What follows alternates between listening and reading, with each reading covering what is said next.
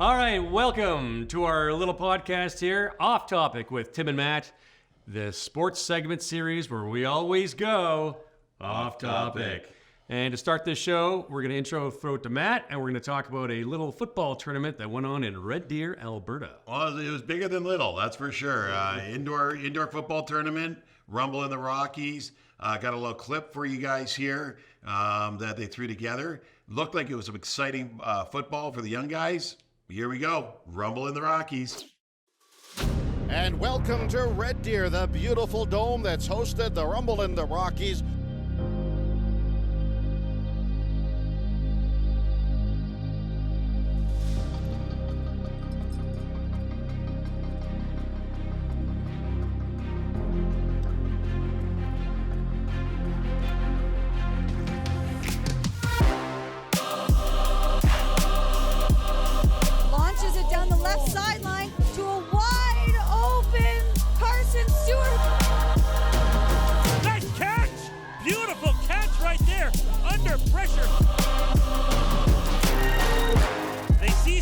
Going deep, and it's caught for a touchdown! Jackson Summerhays!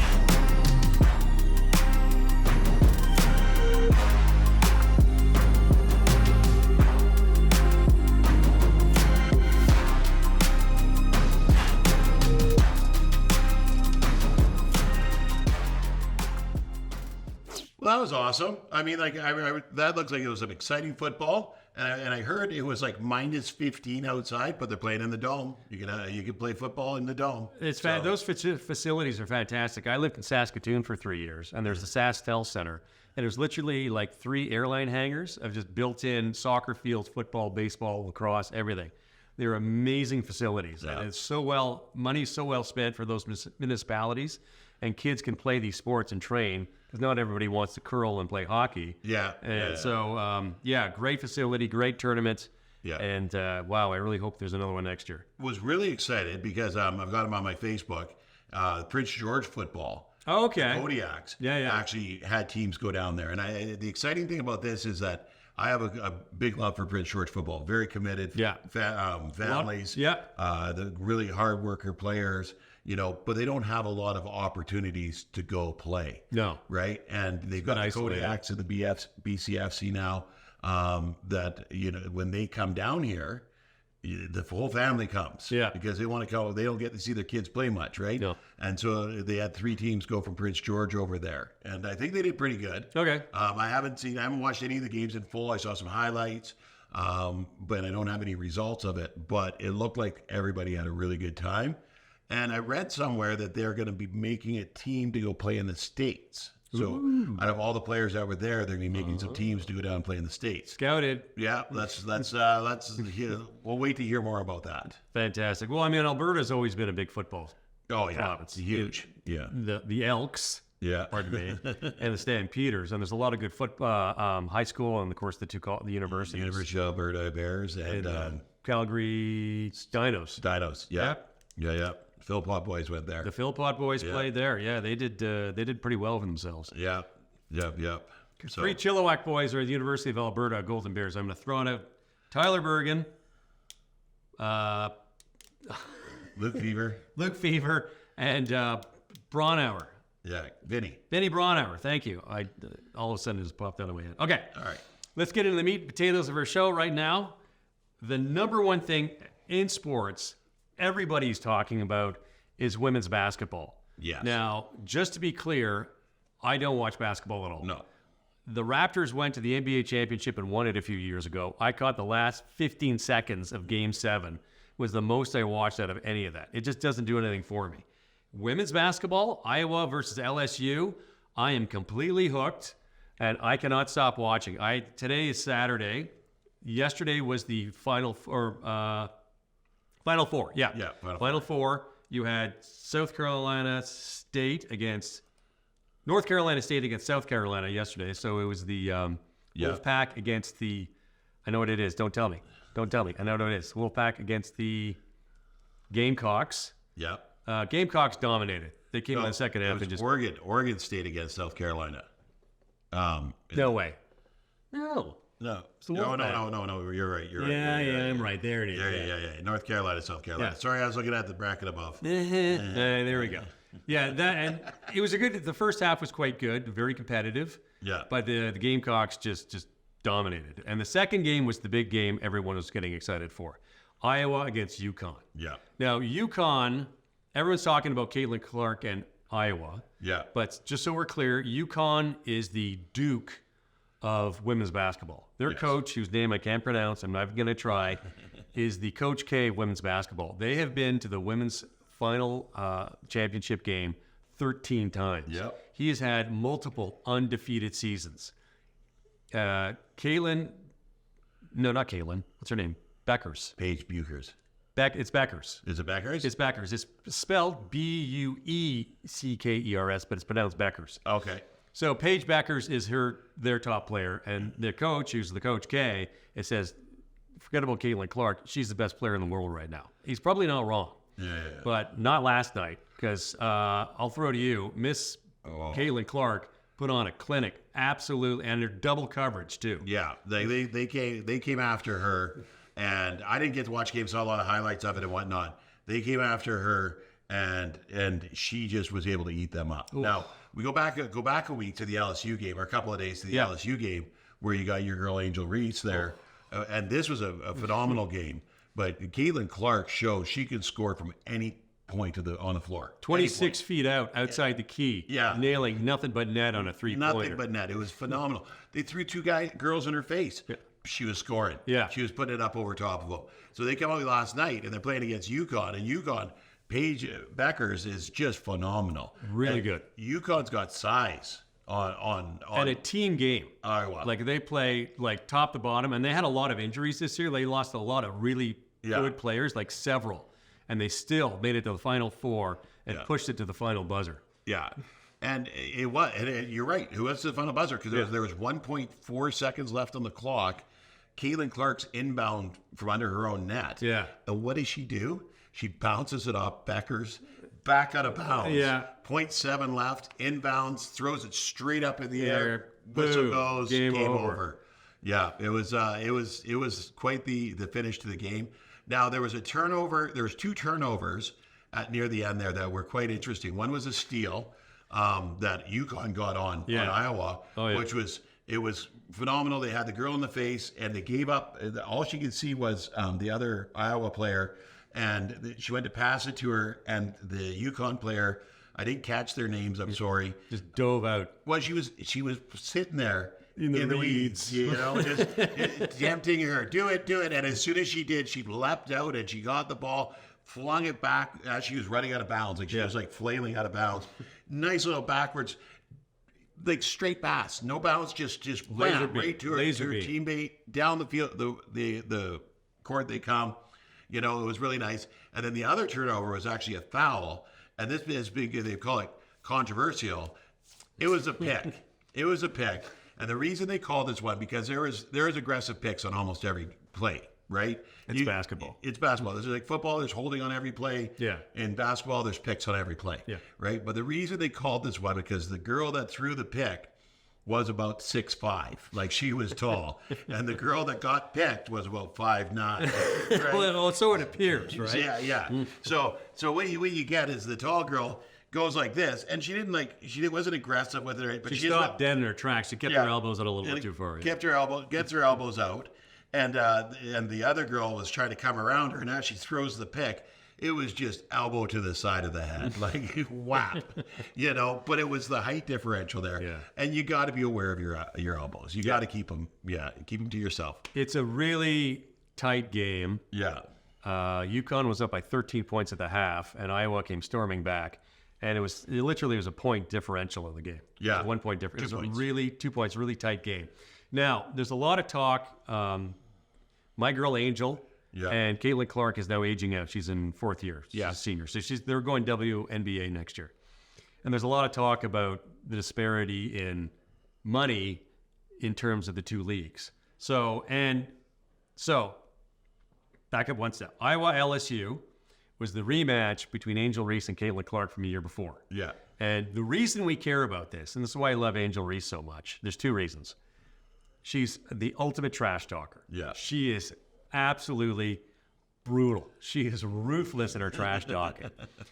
The reason I like her so much is that she backs it up. She's not the best player on the court. She's the hardest working player on the court. And hard work will beat talent any day of the week. That 100%. girl absolutely brings it on the court. So last year, they met in the final, and LSU won. And in the dying second, she's going to Caitlin Clark, who's the best female basketball player, and pointing at her finger like the championship ring. Right? Yeah. I'm going to get a ring. You're not. And it was that started this whole rivalry. Yeah. And a lot of people bashed Angel Reese. She got the hate mail and the death threats and all that kind of stuff. Stupid. It's totally unfair. She leaves it on the court. Yeah. They respect each other. They were hugging each other, talking after that game. She leaves it on the court. And it's sports, man. Like, come on. Yeah. Like, you're in there to win. You're not there to make friends. Your friends are your teammates, not your opponents. And it was when that buzzer goes, she turns it off. But this created women's basketball. Yeah. So that LSU game had 12.3 million viewers. Now, the numbers are a little bit complicated. So people are talking about how great these numbers are in women's basketball because past the men's. It's not going to happen right now. Yeah. So the 12.3 million viewers were the highest for ESPN. Yeah. An ESPN women's basketball and an ESPN game. The highest men's was on CBS. That was North Carolina State over Duke a couple of weeks ago. 15.1 million. Yeah. So even though there's no really any stars on the men's side right now, they're still getting more viewers. WNBA, Caitlin Clark and Angel Reese are looking at getting, $75,000 to $80,000 a year salary. That doesn't include endorsements, but that's their salary. And the men's, of course, they make tens of millions. But a few million people will watch, or several million will watch the WNBA.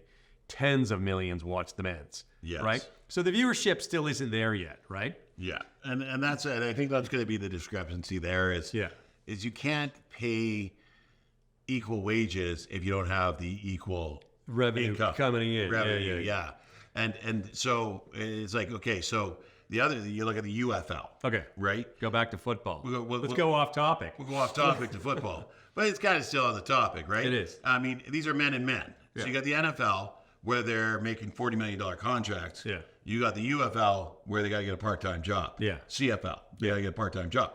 These are still men playing football in professional leagues, but the leagues are drawing the revenue that the NFL, that the NBA, that MLB draws. No. That to be able to compensate the players in those leagues. And that's why people aim for those. Now, that being said, when the NBA first came out, and we were just talking about this, they just about died in the 80s. 1980 was almost bankrupt. Yeah. If it wasn't for Bird and Magic, getting that rivalry going, building those teams up, getting other people in there, marketing Jordan properly, everything that the NBA had to do to get to the point where they can afford to pay those salaries now is where the WNBA is at right now. So the WNBA, with something like this, like you put Caitlin Clark on one of their marquee teams. And then Angel on the other. Market team. Yeah.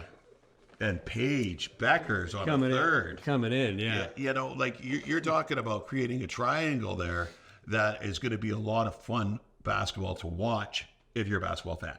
Okay, but let's dial it back to 1980. Yes. So the NBA is nearly bankrupt, and then Bird and Magic come into the league. And now they rival, just like Clark and Reese and Becker's in college, and went Final Four with one another. And I think Magic's teams won. I can't even remember who they played for so long ago. You have to remember, though, that the teams, it succeeded not because of the two players. They succeeded because the players are on teams that went to the finals. Yes. So they built team. I mean, Magic was playing with Kareem. Yeah. Like Kareem was already there. Yeah. Right? Yeah. The Celtics had Wilt Chamberlain. Yeah. Right. He was in his dying. They had Lance Parrish. Yeah. They had Kevin McHale. Like they had good teams that went to the final, and they went back and forth in the finals, and that's more of a rivalry than just two good players, right? Yeah. So Caitlin Clark and Angel Reese are going to play in the WNBA. They have to have the players around them for the teams to succeed to meet in the playoffs. That's where the rivalry is going to have to come from. Yeah. So I don't know I have no idea. I don't know. I don't watch it. I mean, there's a lot of good players coming out. But it's going to be if the teams can compete and are exciting to watch, not just the one player, then it'd be like Jordan was not Jordan just because he played for the Bulls. That the funny little GM with the mouth going like this built an amazing team. Like he got Scottie Pippen, and that created that absolute dynasty, and they had a whole team around them. Yeah, 100%. One is a coach and the whole thing. So there's no I in team, right? And a lot of the athletes will tell you that right away is that they could only do so much. Yeah. But you got to have the talent around you to make it fly, right? Yeah. So when Wayne Gretzky went down to L.A., he just looked at L.A. and said, "Look, I can't do this on my own. You need to get more than me. Like this isn't going to work." So that's. But see, that's the thing is they had Luke Robitaille, they brought in Gretzky, they brought in Gretzky and McSorley to begin with, because McSorley was his bodyguard. Yari Curry went down there. They brought in Yari Curry. They got Kelly Rudy and that. They got sure they did. But then they went to the finals. Who'd they lose to? Oh, shut up. Who'd they lose to? My boys, Patrick Roy and the Montreal Canadiens. They're beating us too hard. We gotta give up. Thank you. His stick's too curved. Yeah, it was. Oh my goodness. It was. Yeah. By a hair. Yeah, but yeah, they the Canadians did win, and they went there, but they were contenders. They were contenders for a lot of years. Yeah. Because they were able to build that team. And then when you get a good player like Jordan, you get other players that want to play with him. So free agency becomes a big part there too, right? And I don't know how free agency works in the WNBA, but you get a Caitlin Clark on a team, other good players are going to want to play with her. Yeah. That's how you build your good teams, right? Yeah. I mean, right now, if we go off topic to football, right? Any receiver gets a call from Kansas City, hey, you want to come play here with Patrick Mahomes? Yes, I do. Yes, I do. Yes, I do. Right? Yeah. So you get a good player, a couple good players in there. You start to build a culture. You bring in other good players to surround them, and now you've got a winning team. Yeah. And the one, I like the WNBA and I like the professional league for women. But the one thing women's basketball had going for it was that without a professional league, they had to stay and get their degrees. So they had to do 4 years. Right. So Caitlin Clark played 4 years at Iowa, right? That people watch her progress and they get to see her year after year.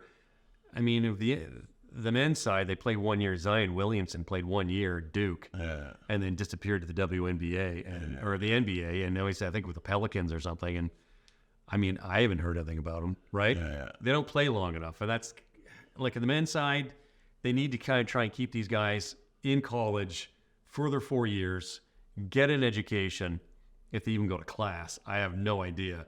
But if you keep guys in there long enough, they'll compete for multiple championships, and that keeps the viewership going, right? And that's the advantage the women's side had.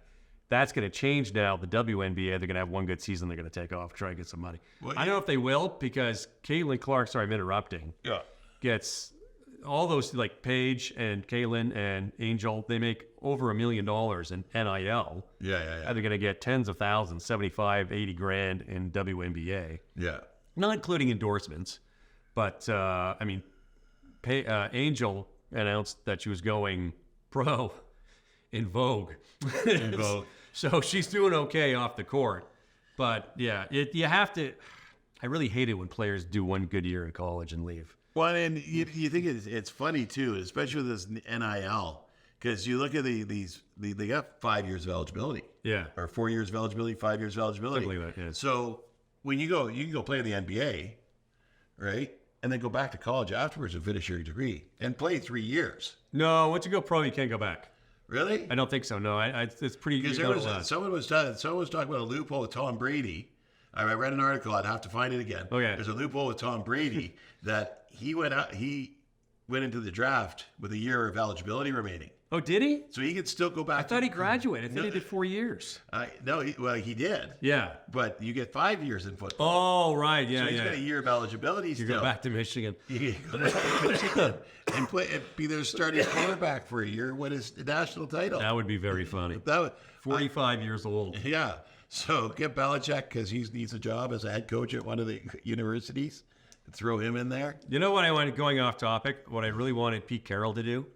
There's a really good program. I think it's Eastern Washington University. It's in Spokane, and it's in the shadow of Gonzaga. Yeah. And they actually have a good football program, but it just, it doesn't compete with the UWs and the Cougars and all that. Yeah. And I really wanted Pete Carroll to say, you know what, I've made my money, I've won my championship, and I wanted to take over that program and not do portal, get some JUCO kids in there and build it, spend the next 5 years building it into a D1 national championship program. That's what I want him to do. Pete Carroll went in there, he'd be getting top recruits coming to him. It's a little 13,000 seat stadium in sleepy little Spokane. He could just turn into a powerhouse. I totally want him to do it, but I mean, you're not going to take that step back, right? No, and I mean, and Pete Carroll's all getting up there in age. 73 years old. 73 years old. I mean, what I'd like Pete Carroll to do is go quietly into the night. Yeah. Hang out with the grandkids. And talk football. Go teach football. Don't be a coach. Coach the coaches. Yeah. There comes a point in your life where you got to pass on your knowledge. Yeah. And enjoy the grandkids. Go coach your grandkids playing flag football. Right. So my father tuned into our episode we posted, and I say right all the time. So I got to stop saying right. Sit down and just volunteer time at coaching clinics. Go to the high schools. Yeah. Go to the, community teams. Let's work on coaching fundamentals and making sure the kids have fun. And here's how you exactly. Everybody, not just one association, but all the associations is lifted up.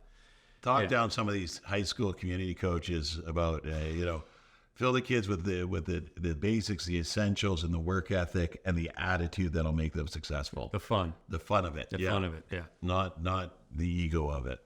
You're seeing way too much of that these days. Well, that's what's killing hockey in Canada. 100%. These coaches, Wayne Gretzky has said it 1,000 times. Coach would throw 100 pucks on the ice, go score 100 goals. Now it's systems and line changes and being in your lane and defensive pairings. It's what are you doing? They're overthinking it. Well, they think they're pro. Yeah. They think they're pro. They think they're on par with, Scotty Bowmans of the world. You're not. Yeah. You're not. Okay. Well, I think it was you that asked me one time, how many provincial championships have I won? Yeah. And I haven't won any. I did not care about that. What I cared about was teaching fundamentals and kids having fun and signing up the next year. It's fleeting. Success is fleeting. I had success with coaching and running community football, not by the trophies that I won or my teams won, but that my registration either maintained or grew every year, and kids were bringing friends to play. Yeah. Right? So obviously they're talking about it outside of it. That's where your success as a youth coach is in the growth of the sport, not in your championships. My son's favorite year was his first year Pee-wee. First year Pee-wee or second year Pee-wee? Second year Pee-wee. They did not score a single touchdown or win a single game. Yeah. But the coach and the team manager made it as much fun as humanly possible. And about 95% of the kids from that team all came back the next year. Yeah. It sucked not winning. But the kids didn't care. They don't care. Yeah. But anyway, all right, moving on. So the big trade in NFL this week was Stefon Diggs from Buffalo to Texas. Yes. Now, Texas has CJ Stroud. CJ Stroud, pardon me, as their quarterback. I really like CJ Stroud, even though I missed a consonant there. He's a very exciting, dynamic quarterback. Yeah. You and I were talking during our Friday Night Lights. We picked our favorites for the Super Bowl and then our dark horses. And Texas was my dark horse. Yep. Because I felt he got hot, he could just carry his team and he could surprise everybody. And I was almost right. Yeah, I was you were almost right. Yep. Yeah, I'm not bragging. I'm just making a point. This is how good he is. I'm not trying to brag. I'm not an expert. But being right, he wants us to mark it on the calendar because it doesn't happen often. That is very thoughtful. Sorry, are you my wife? You don't look like her. Okay, so Texas now has completely beefed up its offense. Yes. So this is a positive and a detrimental in my opinion. Okay. So the positive is that Stefon Diggs is a superstar receiver. He's also an aging superstar receiver with an attitude, right? And well earned. I mean, the guy's phenomenal. I love Stefon Diggs. I take him in my football pools all the time because he is a great football player, but he's a bit of a diva, right? In Texas, they got Nico Collins and Tank Dell, Tank Dell? Something Dell. Sure. Yeah. Go with it. Yeah, Tank Dell. Because there's Tank Bigsby's in Jacksonville. Okay.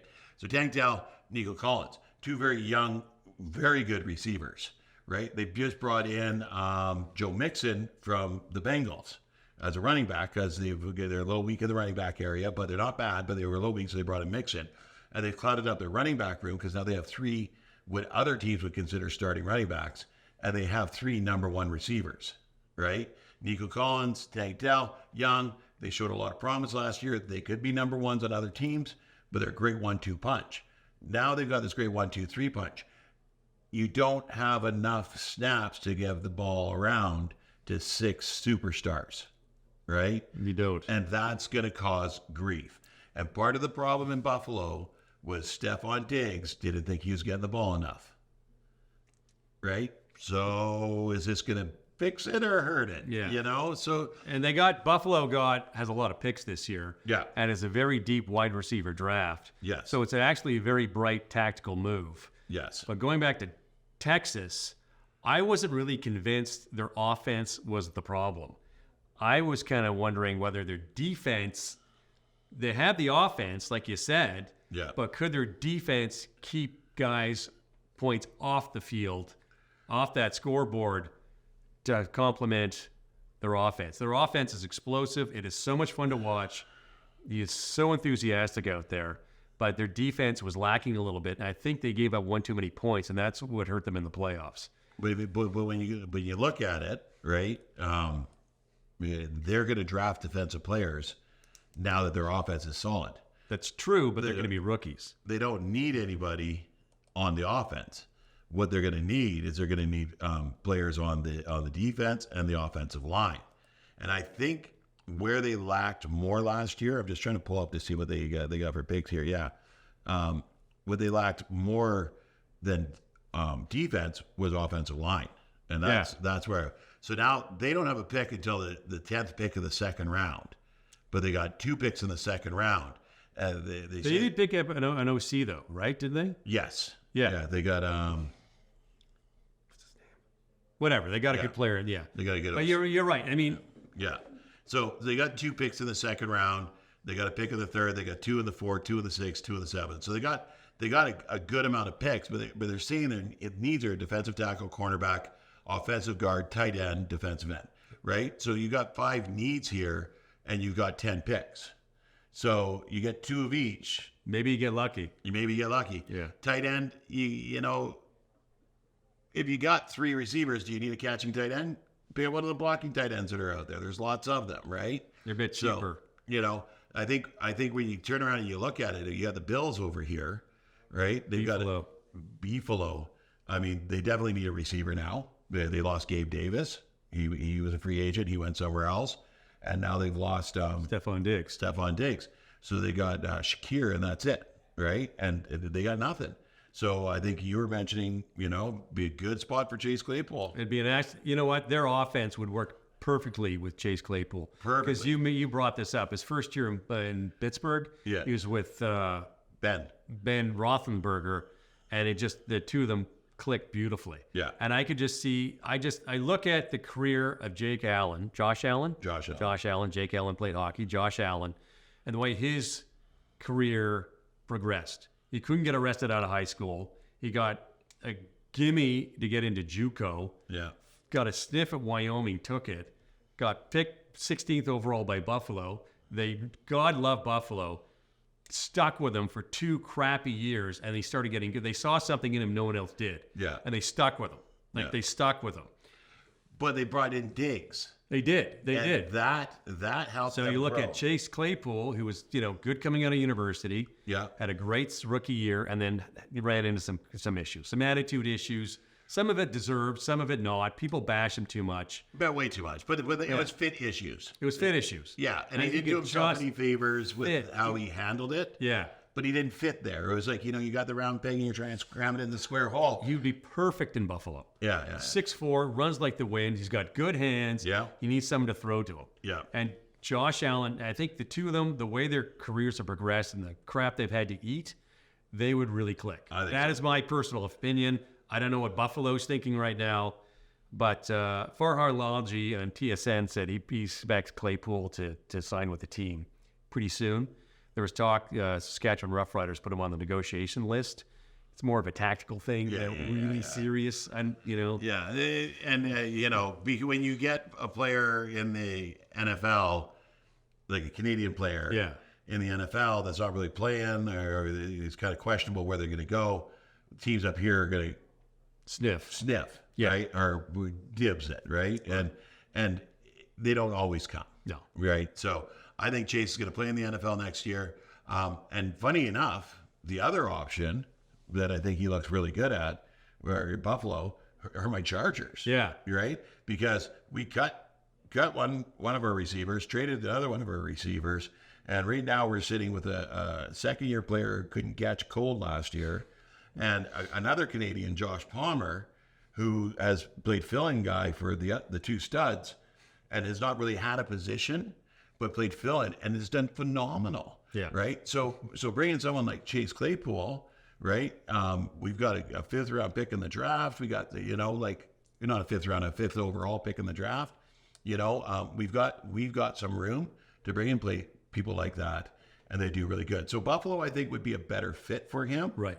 But he just needs a team that's going to give him a break. Yeah. And let him play his game. Exactly. That's all he needs, because he went to Chicago and they want to put him more of a blocking role, more of a wideout than wide receiver, and it's just not his game. Yeah. And I worked in radio for 7.5 years, and the biggest problem with radio is they put you where they want you, not where you're best suited for. Yeah. And they made me an anchor when I was a really good news reporter. Yeah. Now I could have gone to TV and I tried and it didn't work out, and whatever, it's all his. I don't care. I'd still be here. It wouldn't matter. I would have gotten laid off thanks to economics regardless. I just know how it feels to be stuck in the wrong job when you're really good at one thing and they're making you do something else. Yeah. And you just don't want to do it. And it's just torture. And you look at Chase and people bash because he's in the NFL and so few guys make it. But it's so hard to do a job you don't want to do regardless of where you were. Wow, and the noise. There's the noise too, right? And the internet. Yeah, because you get these talking heads you've never played, who just watch the sport a lot and think they know everything, and they really erode a person's confidence when they start talking crap about them. Like they're a freaking psychiatrist, and you can't listen to that stuff. Like, don't listen to it. Block out the noise. Go out and be the hardest worker at practice. Yeah, that's all you can do. Go out and work your hardest. And I hear it all the time. I don't look at competition. I look at getting better and myself. I beat myself every day. And I was watching this clip of this running coach. He had this girl out there running, and she ended up running like a 18.8, right, or 18 even, right, and for her race, right. And what was the distance? I'm not sure. Okay. I'm not sure, but it's far. It's long. Yeah. 18.8 or something like that, or 18 seconds or whatever it was, right? Yeah. Maybe it was 100 meter 18 seconds, right? 100 meter 18 seconds. That's like I could do that. Whatever. It's a mile or something like that. Yeah. So I'm throwing out numbers here. I don't remember the exact details. And he was like, good job. She was like, well, I finished the last of my heat. And he goes, yeah, but that was your first race. That's now your personal best. Next week, you got to beat that. Yeah. Right? Don't worry about winning the race today. You'll get there. But as long as you can beat that number next week, he goes, and the next week she ran out and she ran a 17.9. That was a winning race. That was totally winning. And came in last, doesn't matter. Yeah, it doesn't matter. Don't matter. You're competing against yourself at this point, and you want to make yourself better, right? And these are team sports. I get that. But if you're out there working hard, you're going to get the same number of targets, catch more passes, run for more yards, get more yak, more yak. Get it one more touchdown. Beat your record and worry about that. So okay. The one thing that I also was going to point out, because we went off topic, Buffalo doesn't pick to the 28th pick of the first round. Yeah. Right? Buffalo doesn't need draft picks right now. Buffalo needs to figure out how to win right now. They need receivers. Yeah, right? But I mean, they don't need the first overall pick kind of thing. They're not rebuilding. They're there. Yeah. They just need a few components to push them over the top. Exactly. Like with KC standing there on the other side, watching them going. Now, I'm looking at our list here. We're going to jump down to and talk about the rule changes. Yes. Right? You go for it. So the drop tackle, the hip drop tackle, they've outlawed, and I'm firmly behind this. I think this really is 100%. I think this is I've watched it and thought that's lazy tackling right there. So what is it? So the hip drop tackle is when they're getting beaten. They wrap the player around the waist, and then they let their body weight fall backwards. And typically, when you do that, you're landing on the runner's legs. Okay. So now you're looking ankle, knee. These are the high ankle sprains, the knee injuries, the quad injuries. Those are the injuries that are coming out of this. But it's also lazy because when you tackle, you're supposed to go through the person, right? Come at them head on. You got beat a step, run faster, right? Get a hold of them and go through them. Tackle them forward. You're getting the whiplash effect in that too because they're coming back. It's like a horse collar, but at the waist. Okay. Right? So it's a lazy tackle, and there's lots of injuries involved. And the article I read about it, the people that did the study say that 70% of the lower body injuries have come off of one of those tackles. That's a lot of injuries. That's a lot of injuries. So smart to take that off. The kickoff return is interesting. I find it very interesting because right now you're lining up across from each other, right? And you're kicking the ball. These guys are running back to block. These guys are getting a head of steam running downfield. Yeah, there's so many yards apart from each other. They're kicking off at like what is the 30-yard line? Yeah, 40 right now. 40 right now. It's a 45. 45. So they line up face to face at the 45. Then everyone runs en masse down the field, chasing the ball in some context or another. Yeah, 100%. But now the kicker is going to be back there by himself, right? They're going to be in the receiving end, right? Without the ability to get that full run up. So you've got in between the receiving ends 30 and 40, you're going to have the defenders or the kickers on the 40, and then the receiving team can be within 5 yards with two guys back to return the ball. So what you're going to see is the ball get kicked, returner get it, and now it's not a head of steam, but more of a playing field. Okay. Right? And where this eliminates injuries is that you get this guy standing there for the ball, and you get a guy that can run a 4.3 flying down the field. 230 pounds. He catches the ball, he looks up, and wham! Well, they have fair catch, though. Doesn't fair catch? Not on kickoff, you don't have fair catch. Oh, yeah. Right? So that part of me have fair catch. So on kickoff, you're just a sitting duck. But then they moved it, right? So now everybody just boots out of the end of the end zone. And they're like, so why have it at all? Just start at the 25. Yeah, right? I hear you. So I hear you. They're trying to make the game a bit safer. The purists, Tom Brady's, are like, oh, you're turning into a wussy league. Guys can't do anything. But you can't have everyone getting crushed all the time. Having said that, the vast majority of injuries in sport usually happen in practice. Yes. Yeah. So they've done things to make practice safer. So, yeah. Okay, moving on. Going to go to baseball? Sure. Let's go A's, moving no longer Oakland A's. They're supposed to be the Las Vegas A's, but first they're going to be the Sacramento A's. And this is a huge mess. And I really hope the guy that bought the A's and wants to move them loses his shirt, because he's my least favorite person on the planet right now.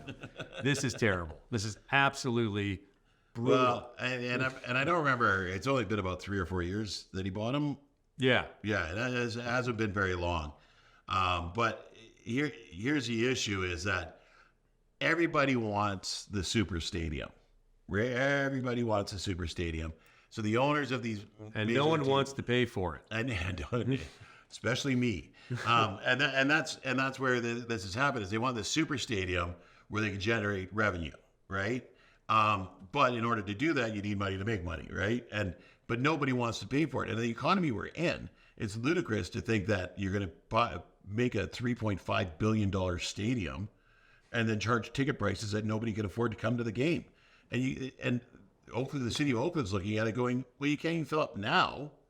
And what we got, why would we put money into it? Well, let's go back a little bit. So Oakland has a real history of sports. Yes. They had the Raiders, they had the A's, they had the Warriors. Yep. Now, Oakland put some great teams over many, many years for the A's, and it sold out. Yep. In the A's of the 90s with the Bash Brothers, they was just so exciting to watch.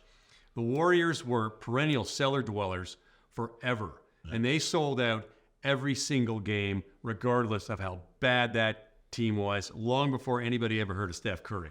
Right. They showed up, and of course the Raiders are just the Raiders that everyone showed up. So we jump into the modern era, and salaries take off, and TV rights take off, and geography takes off, and you need things like luxury boxes, okay? The problem started with the old Baltimore Colts.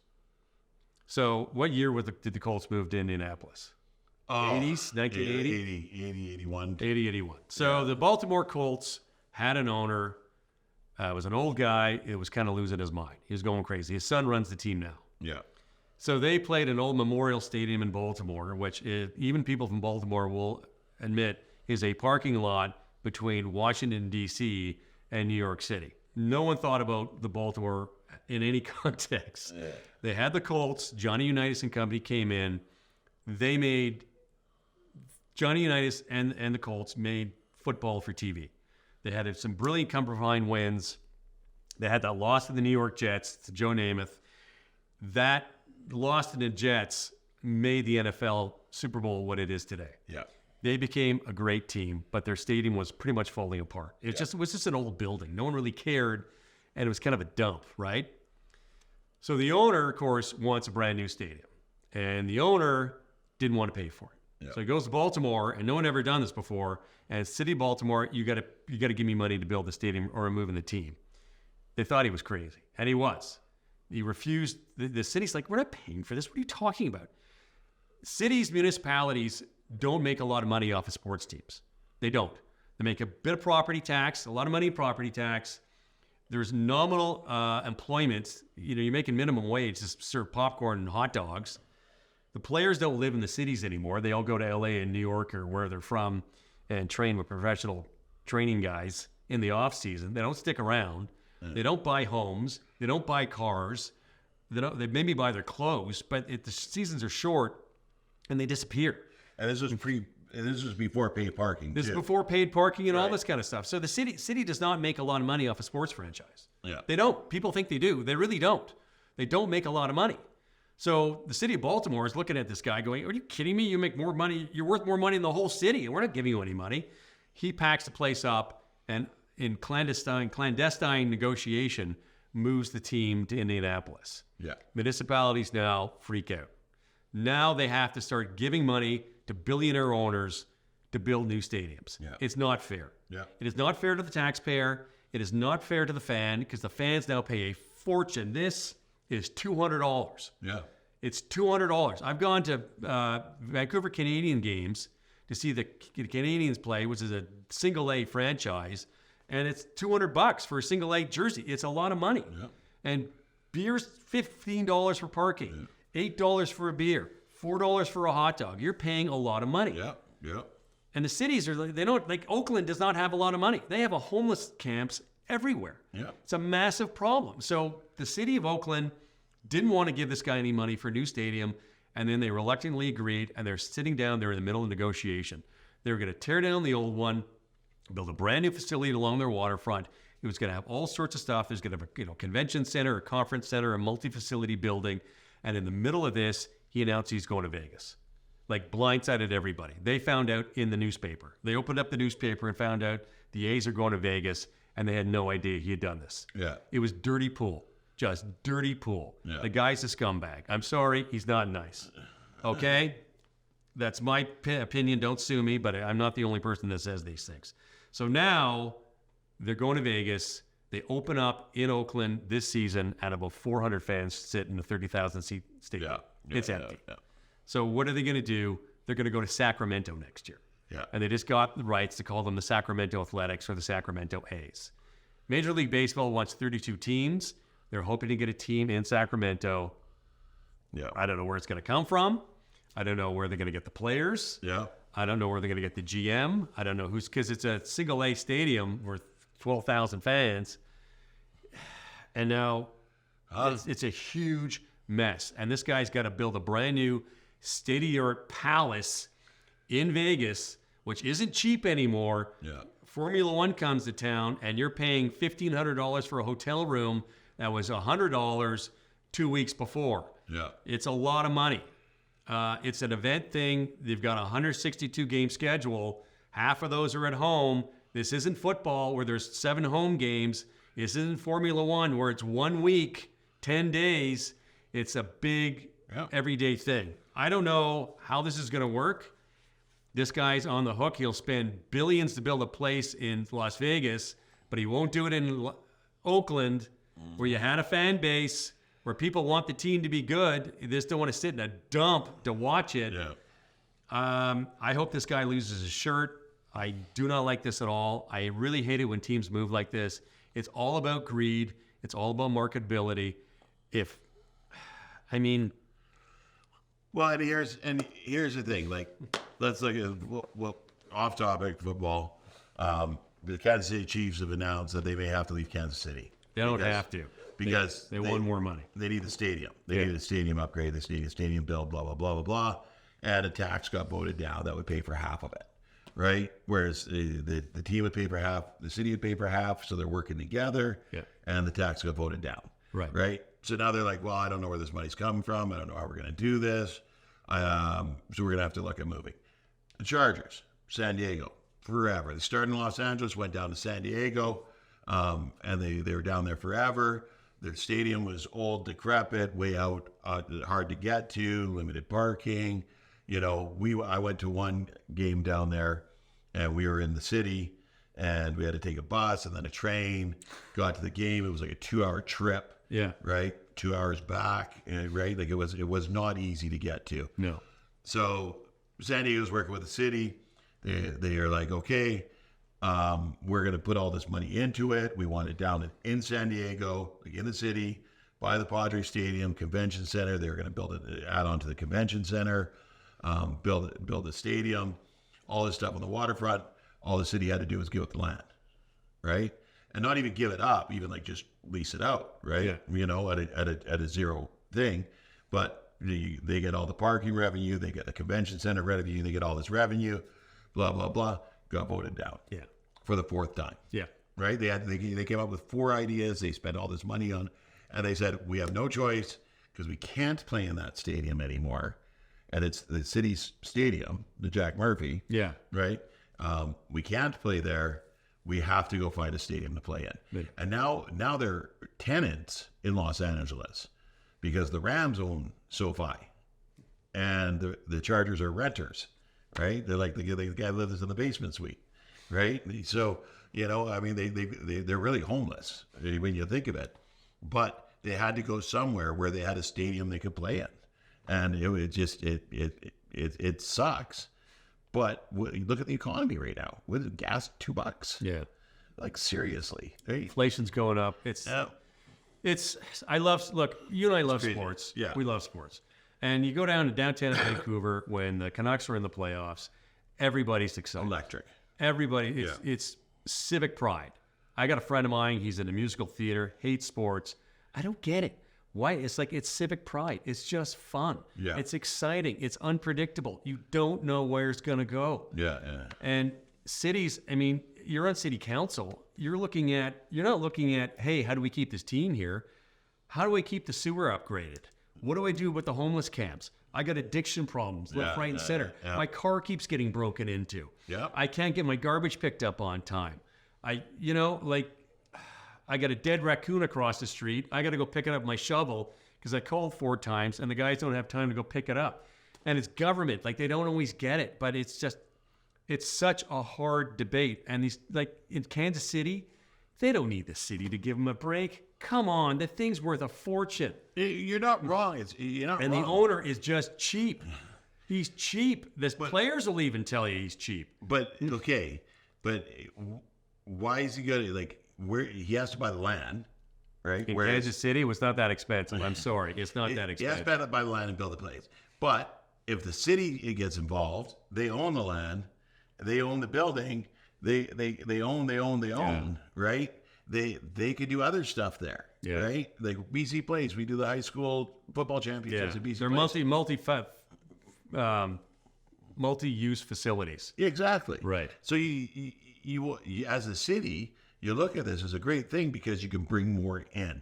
Yeah. Right. But and you need facilities as a municipality. You need facilities. I lived in Yellowknife for a year.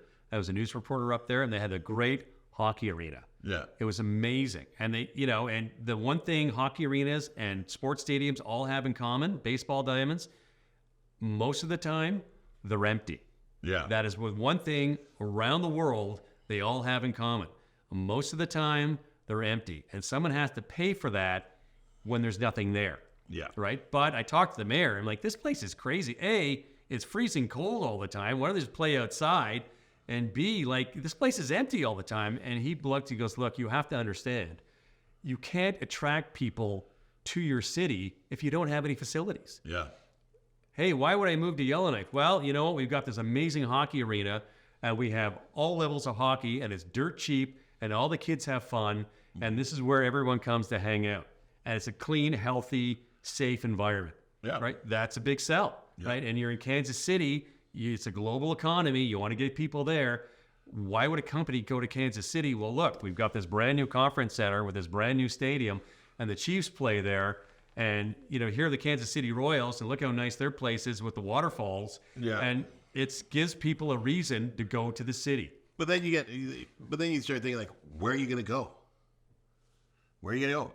Chargers had to go be roommates with the Rams. They're running out of places to go. They're Vegas is filled up, and the places that have the money to support one of these teams are very few and far between.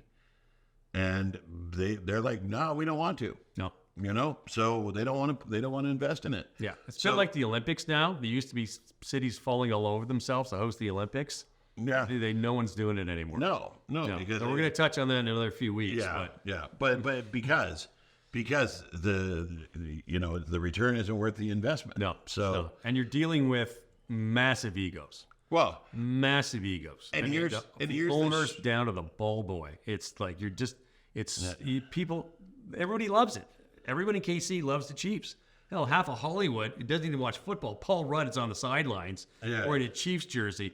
Go away. You don't even know what football is. You grew up in Southern California, for God's sake. But people love it. It's a big source of pride. But yeah, they love it, right? And they love their players. But here's what they shot themselves in the foot. $40 million contract, one person. Yeah. Right? For some guy that plays half the game. Yeah. $40 million to play a sport. I mean, I love my Dodgers. I love Shohei. But no one's worth $700 million to play baseball. No. No way. And they're shooting themselves in the foot because they're pricing themselves out. But now their stadiums are falling apart. And they don't have any cash because they've given it to all the players, right? So, I don't know. That takes us to the Jays. Speaking of sucking, and the Jays just did a massive upgrade to Rogers Center. Now, I was there in the very beginning. I saw games at Exhibition Stadium, and I went over to Skydome. Right.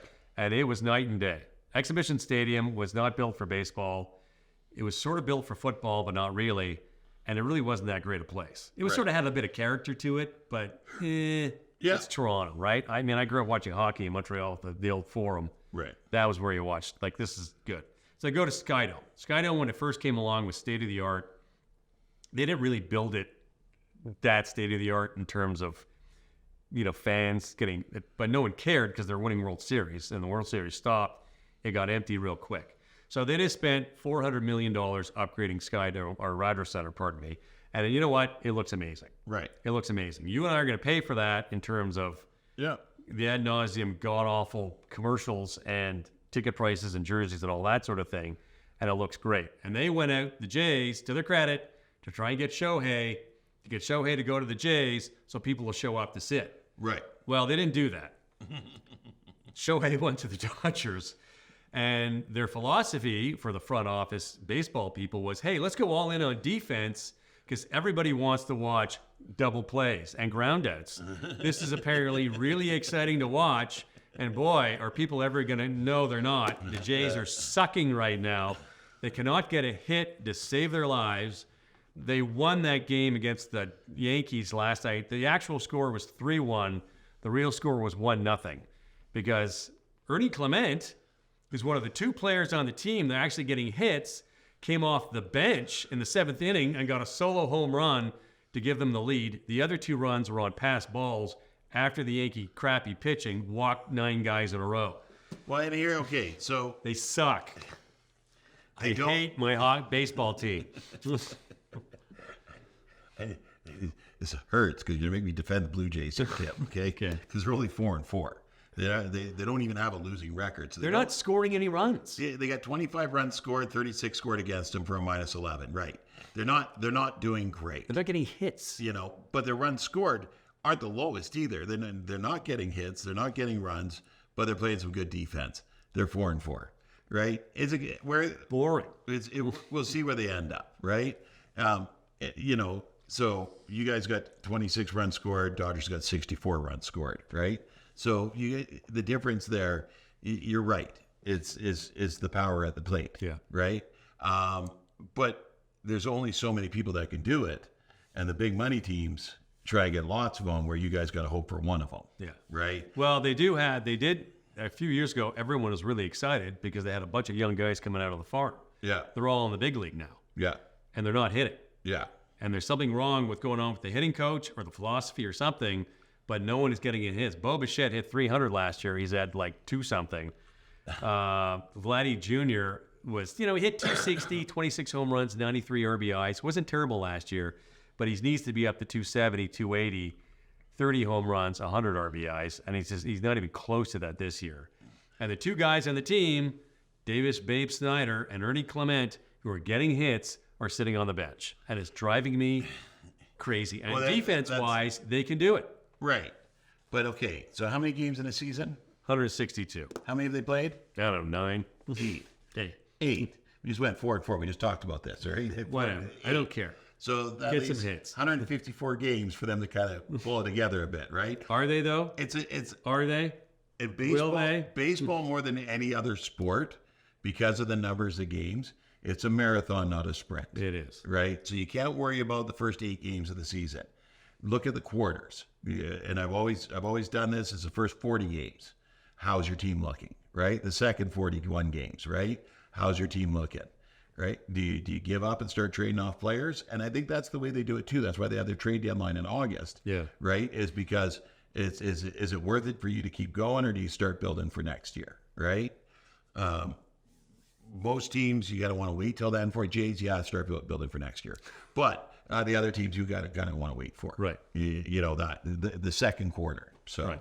See where you stand at. We'll see where we're going. Okay. So sticking with baseball, Dodgers are 7-3, by the way. And Shohei got a home run. And finally got a home run. And a wonderful young couple. They've been married for a whole year. This is their big outing. Caught the ball. The wife caught the ball. The husband was there. They caught the home run ball. Now, that home run ball can be worth upwards to $100,000. Yeah. Somebody got a Shohei foul ball, and it could go for about $15,000. Yeah. So there's a lot more to this balls other than keepsakes. Now, the way it works with most franchises, not the Dodgers of 2024, is the player wants to get the ball back, they get it autographed, it goes into their Hall of Fame, whatever. You swap. Yeah. So the player will come and get his picture taken with the family. They'll get them jerseys, sign the jersey, sign bats. Here's another ball. I'll sign this for you. It's a trade-off. Yeah. Okay? So my guy, Jung Hoo Lee, who plays for the Giants, who should have been playing for the Jays at center field, the Jays didn't want to do that, and I taste the bile in my mouth every time I say this guy's name. He hit his first home run with the Giants, and there was a nice family there. They caught the ball, and social media, they bring him, hey, you caught the ball, come with us. We're going to treat you like royalty. They got to go, behind the scenes, outside the locker room. Jung Hoo came out, shook everybody's hands, arms around, all sorts of pictures. The Giants PR people are there. They're putting this all over social media. He's signing all their stuff. Huge trade-off. this is a great experience for this family. They're never going to forget it. They're going to go back to games. Yeah. The LA Dodgers ran into a bit of a problem because the security guards, who are stormtroopers are probably unemployed right now, tried to lowball this couple. Two crappy, what even in baseball hats, or like those dorky sun hats.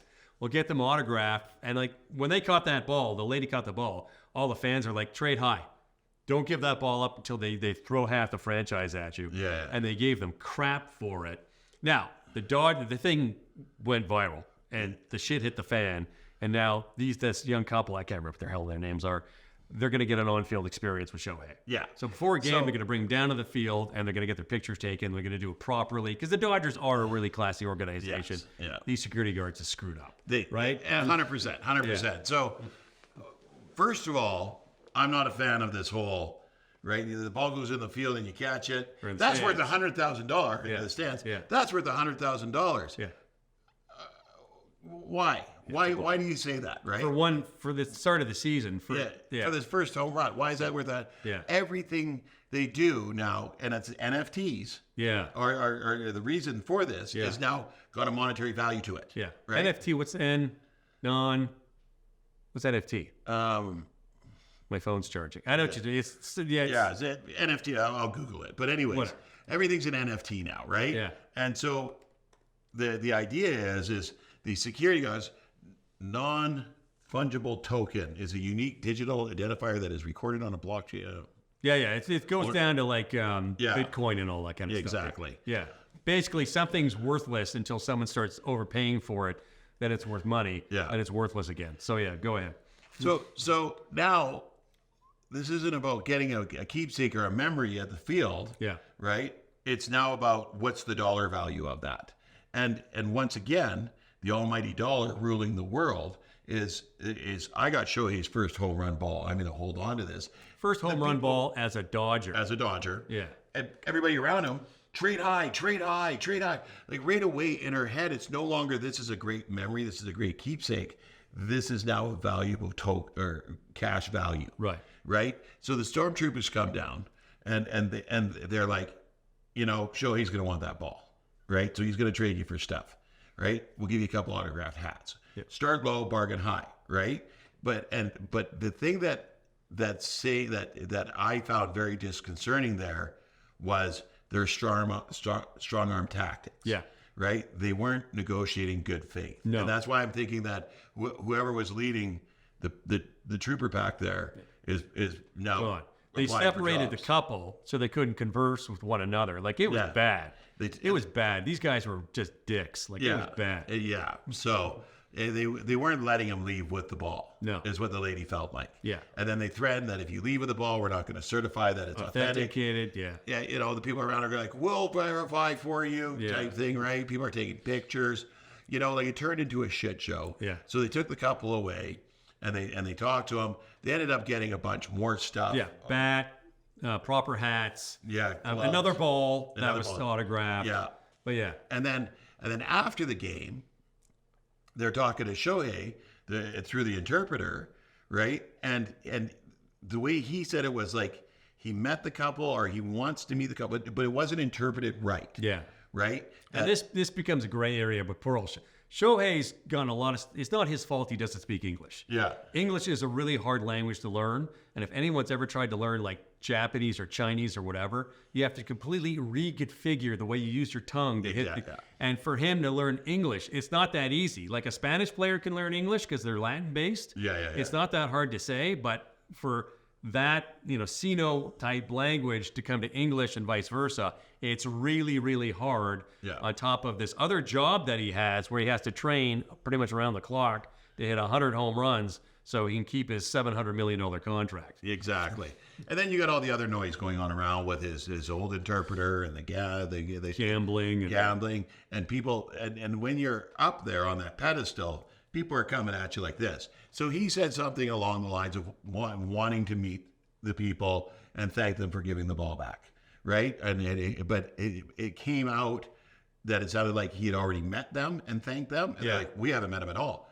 But the Dodgers were already planning on this on-field thing. Like somebody for the Dodgers was like, we're open to talking to them about more compensation. Yeah. Like this was the Stormtroopers did their thing and didn't really communicate with us. Yeah. You know? Yeah, those guys got in trouble. Yeah. So I don't think they're from the Dodgers. I think they're from the stadium. Yes. Like they're not representing the Dodgers. They just happen to work at the stadium as security guards. Which is usually a third party. Yeah. Right? But they're told, you know, when something like that happens, go get the people, go get the ball. And usually you bring them away from that situation. Yeah. Calm it down a bit, the excitement. Yeah. Somebody from the social team, the media team comes over and they deal with it. Yeah. Right? So I don't know if maybe the security guard was like, here, I'll give you these 2 hats that Shohei signed. Yeah. You know, and you give me the ball. And then he was going to take the ball. Yeah. You know, so there's... How much more craft do you need when you're pro? You know, like it's just... Let him have the ball. Robin Yount, God love him, he doesn't play anymore. He always just said, it's about the kids. Yeah. He would sign anything. But that was before all this trading thing done. Oh. Okay, so we're going to wrap up. But but it's no longer about that. Like, and that's... No, it's all about money. It's all about the money involved in it. Like, I remember when I went down to a Chargers game, and it was Junior Seau, who has always been my idol, was getting inducted into the Ring of Honor, right? So I wanted to go down for that game. And we went to Seau's the night before. It was his restaurant in Mission Valley. So we went there the night before, and I checked the place out. I went and looked all around, and I noticed that there was a staircase beside the kitchen that went up to the top floor, right? This is key to the story. Next day, we go to the game, right? And we see that at Seau's after the game, Junior and a bunch of Charger greats are going to be there celebrating him being inducted to the Ring of Honor. So we go back there afterwards. It's standing room only, right? And all the greets are upstairs, and just the peons are down at the main floor, right? They're washed. My girlfriend at the time, she's like, should we just go? And I'm like, no, come with me. So we go back, and we're standing there. Waitress goes up the stairs, and I'm like, whoa, right up behind her. Next thing I know, I'm out there, and I'm schmoozing with Charger greats, right? That's pretty sweet. And I bought a football. It was they're half white. They got big white hats for autographs. Yeah. Right? I've actually got a Junior Seau one, and I've got a Keenan Allen one and whatnot autographed. But I bought one there in case I got an opportunity to get it autographed. So I go up there, I'm talking to Junior, I get a picture with him, and my girlfriend's like, can you sign his ball? And he walked away. No. And wouldn't talk to me again for the rest of the night. No. Yeah, because it's always people coming, autograph this, because I'm going to go sell this on eBay. Right? Right. And they don't want to do that. No. They just don't want to. Yeah. So they charge you for the autographs. Yeah. And there's a polite way of doing it. But I got to talk to Dan Fouts. I got a fist bump with Natrone Means. Have you washed your hands since? Never. But it was pretty cool. It was a pretty cool experience. So we're going to wrap up. If anybody's wants to watch a good movie tonight, I watched The Beautiful Game starring Bill Nighy on Netflix about soccer and something called the Homeless World Cup. Very touching story. Even you will like it. Yeah. And anyway, that's my plug. You go. What do you want to do? Rumble in the Rockies. Go check it out. YouTube, VBN Sports, Canada West, Football West TV. CanadaWest.tv, VBN Sports. Go watch some of the games. Check these guys out. It was really, really good football. I could not recommend it enough. Next week, Saturday, is the opening of the flag football season. Yes. So, and I know they're at... Townsend? No, McLeod Athletic Park next weekend, North Langley. Oh, Langley. Okay. In Langley, McLeod Athletic Park. If you are interested in getting your kids in flag football, go check it out. It's a lot of fun. Growing. Yeah. Growing. Huge. If your kid's interested in football at all and you want to get them into it and learn the basics before he starts getting hit, great place to start. There you go. Thank you so much for tuning in. Off Topic, Tim and Matt. We'll see you next time.